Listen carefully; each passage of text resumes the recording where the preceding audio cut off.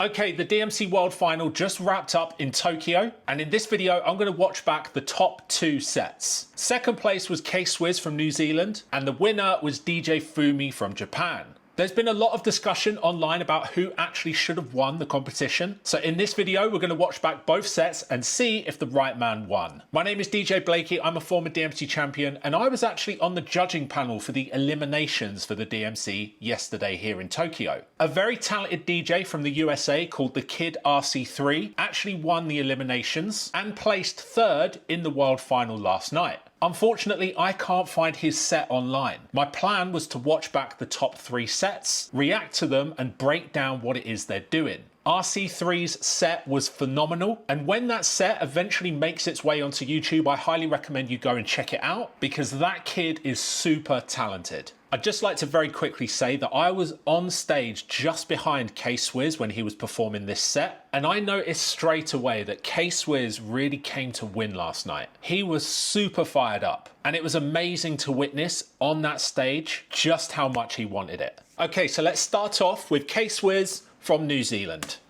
Bring that beat! Japan. I've got a golden ticket. DJ Fummy. You lose. Quick bit of context here. So the golden ticket thing that he's referring to there is in reference to the fact that DJ Fummy actually got given a golden invitation to be in the World Final. Now, this is the first time the DMCs have ever done this, and this meant that there were 2 Japanese contestants in the World Final. This is a new thing for the DMCs, and it's interesting. Is it fair? I'll let you decide. But clearly, Swizz did not think this was fair. I got this, yeah. Let's get ready to rumble! You can see how fired up he is. Japan, make some noise for the one and only DJ Swizz! I'm the best ever.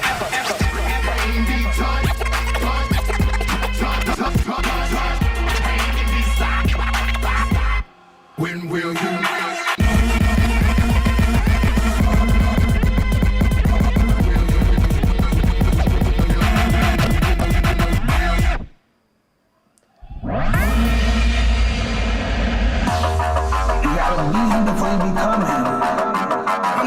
So very quickly, let's just talk about that opening juggle. It was super tight and super aggressive. That juggle right there kind of epitomizes Swizz's style. He goes all out and leaves nothing to chance. Trust me, he was there to win.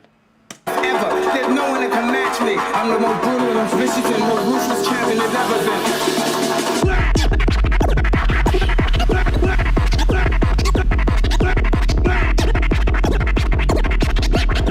Very tight cuts.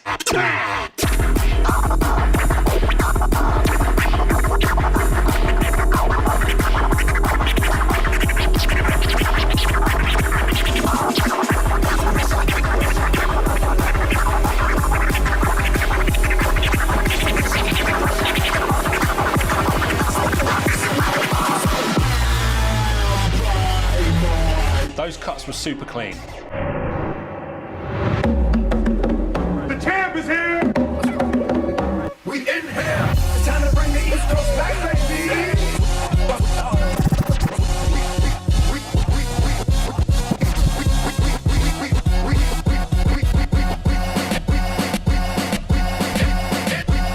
We in here.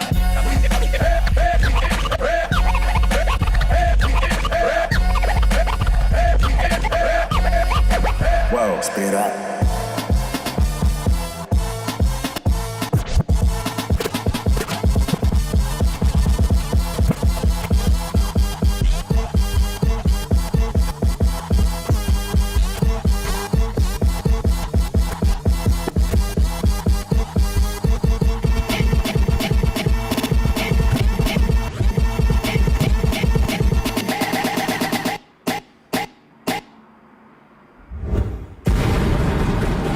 Champion DJ Swizz!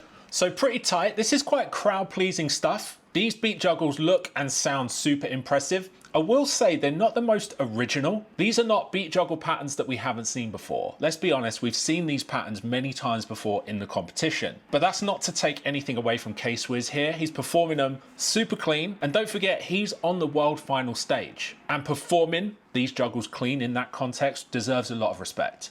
Let's take it back old school. Who's bad?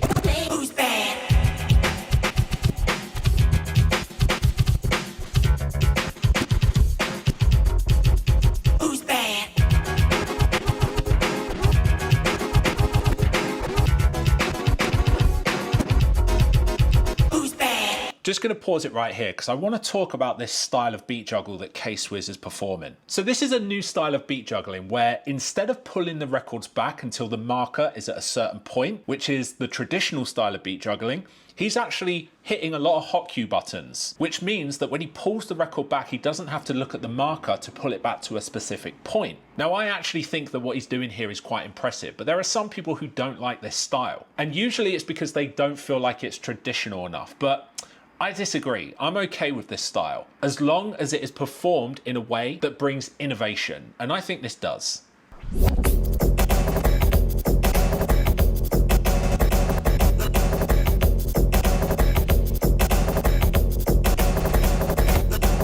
I'm going to pause it right here because I want to talk about this because I think this juggle is super interesting. Now, the song that he's juggling with is The Way You Make Me Feel by Michael Jackson. And that track is in a 3/4 time signature. Now, what Swizz is doing here is he's juggling it in a way which turns it back into a 4/4 time signature. And he's also implementing the roll effect using the S11 mixer. I don't think I've seen this style before.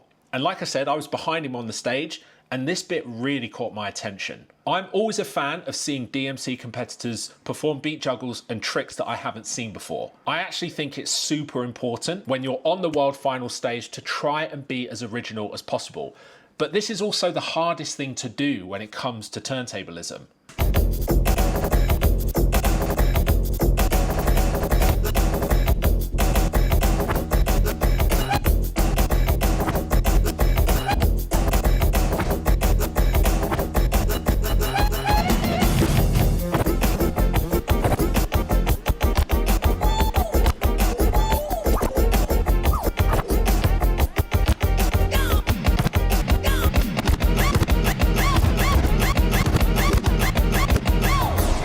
I actually thought that was super tight.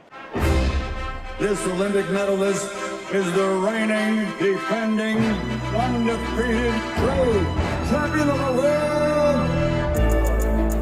world. He's about to perform the next minute or so of his routine with a blindfold on. Back in 2004, when I won the DMC UK final, I actually performed a very small part of my beat juggle whilst covering my eyes. And let me tell you, that was difficult, but Swizz is about to do it for a lot longer than I did. Now, I haven't seen this since, and I'm really looking forward to seeing this bit. 1, 1, 2. Check me out right here, yo.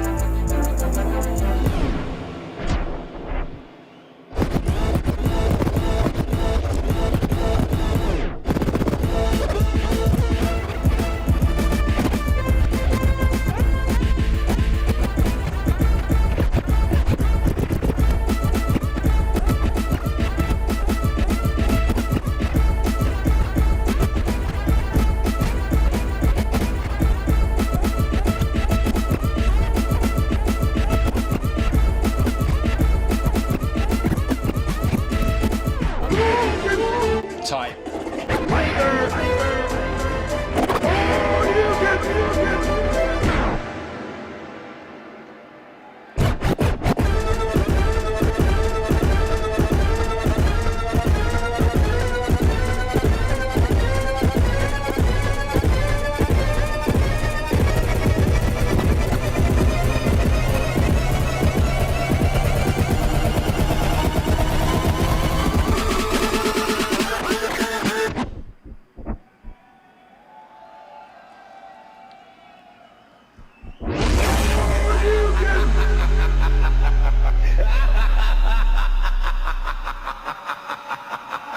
champ is here!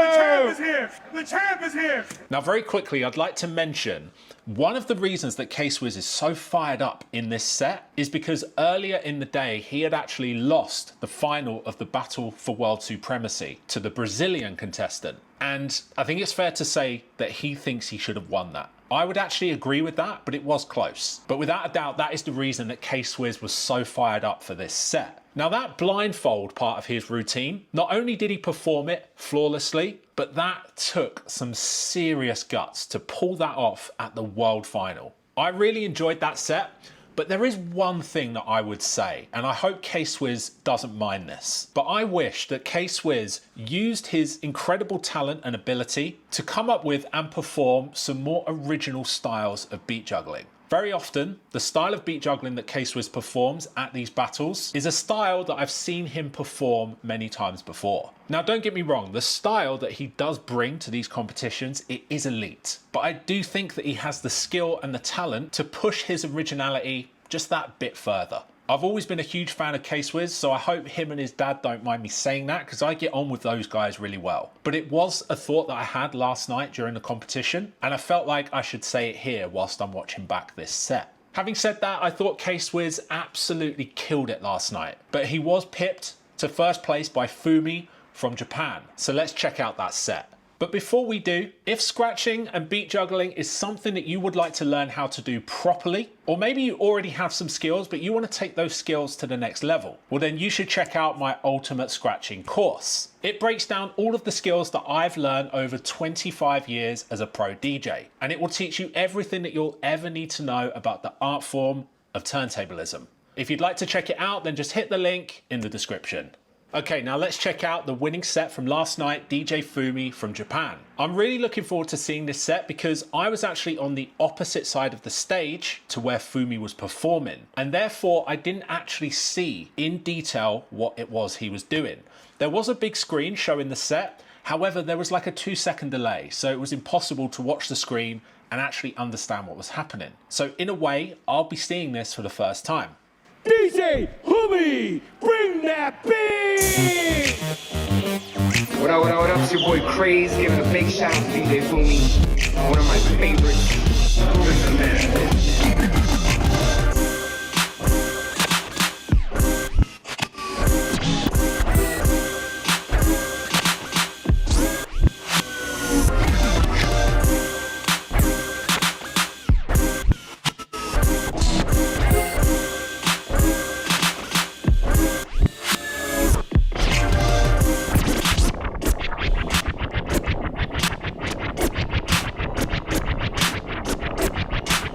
So very quickly, I'd like to explain what's happening there because that's kind of crazy. He's actually tapping the record like this so that it stops and starts continuously. But at the same time, he's actually using his elbow to turn the fader on and off to bring in the snare. Take a look.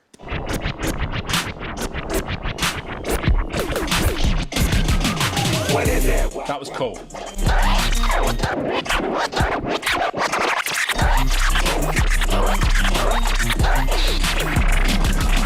What is it? Wow, wow.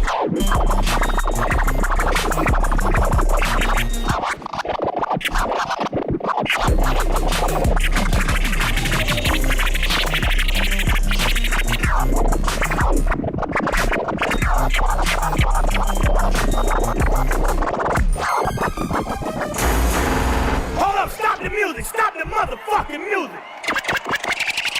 I thought this was motherfucking Japan! I thought I was in fucking Japan! Work it, make it, do it, make sense, harder, better, faster. That don't kill me, can only make me stronger. I need you to hurry up now, 'cause I can't wait much longer. I know I got Nice cuts there on the acapella. I can't get much stronger, and I've been waiting all night now. That's how long I've been on ya. Faster, faster, make it faster.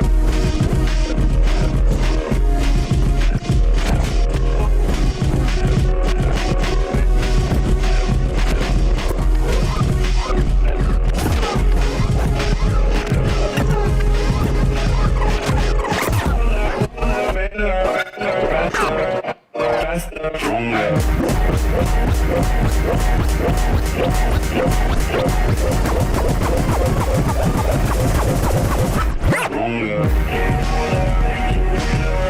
So those spin backs where he was actually using his elbows to move the fader, they were sick and pretty tight.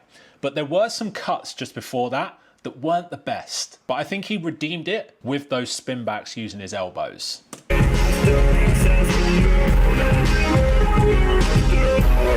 need you right now. Yeah, it's officially the biggest hit in the game. I don't know.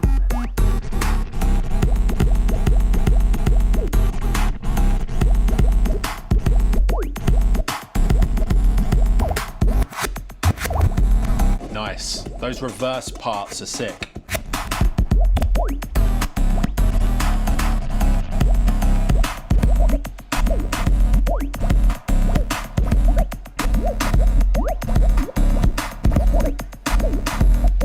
Very tight.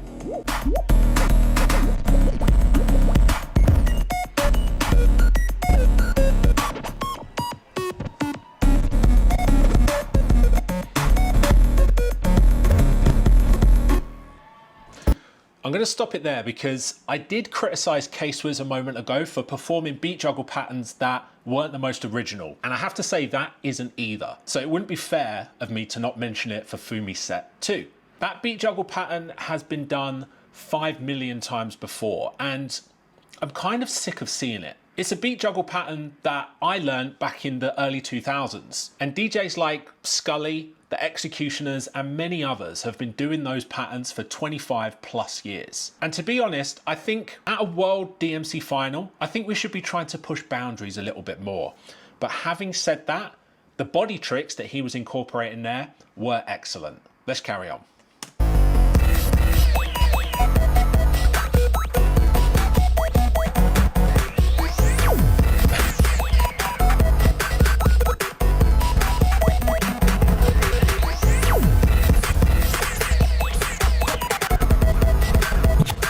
The body tricks there were kind of cool. I have to be honest, I've never been the biggest fan of body tricks, but that was pretty sick. It was legit. He pulled them off very cleanly, so respect.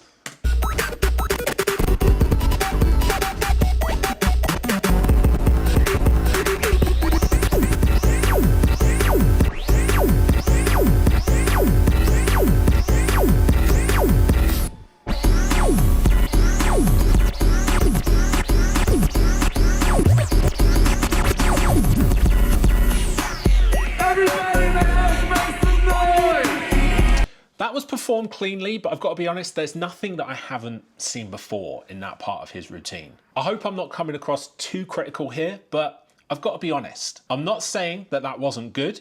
I'm just saying that I didn't see anything that I haven't seen before.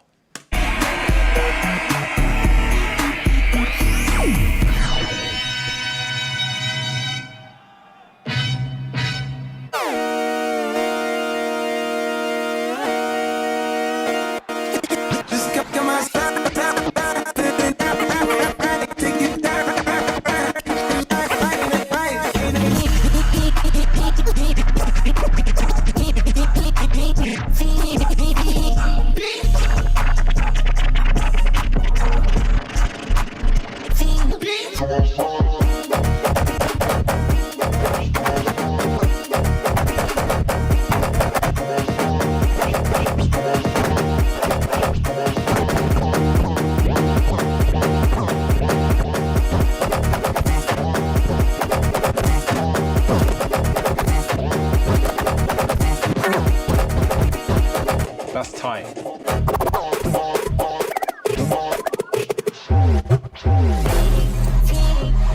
It's drum and bass.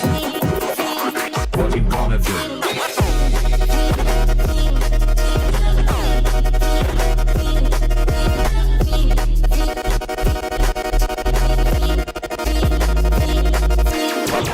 So that right there is a scratch that I first saw performed by Mixmaster Mike. You kind of perform an Uzi scratch on the fader where you shake your hand like that and it turns the fader on and off really quick. That was performed cleanly.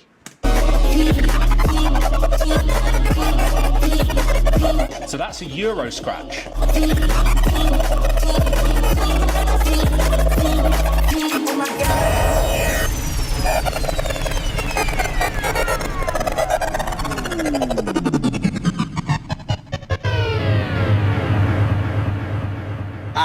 あれよとヒューマニ DMC チャンピオンそれがこの男 DJ Fummy 本物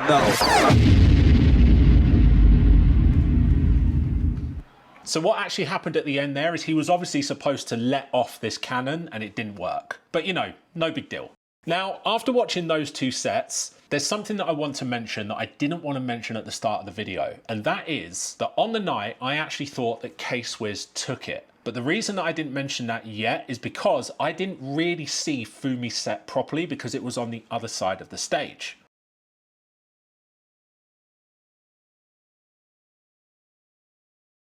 If it was between those two, I would have given it to Swizz. And what's really interesting is when you consider that Swizz also lost the supremacy that night on a contentious decision, he probably feels really hard done by. And I feel for him. He's already said publicly that these are his last battles. I do wonder if he's going to feel differently about that in a few months' time. I do hope we see him again because the DMCs are way better for having Swizz taking part. So maybe he'll reverse that decision. I'm interested to know who you think won out of Fummy and Swizz. And if you enjoyed this video and you want to check out me reacting to more classic DMC routines, then I have an entire playlist right here full of videos where I break down some of the most iconic moments from the DMC World DJ Championships from across the years. My name is Blakey, I'm a former DMC champion. Thank you for watching.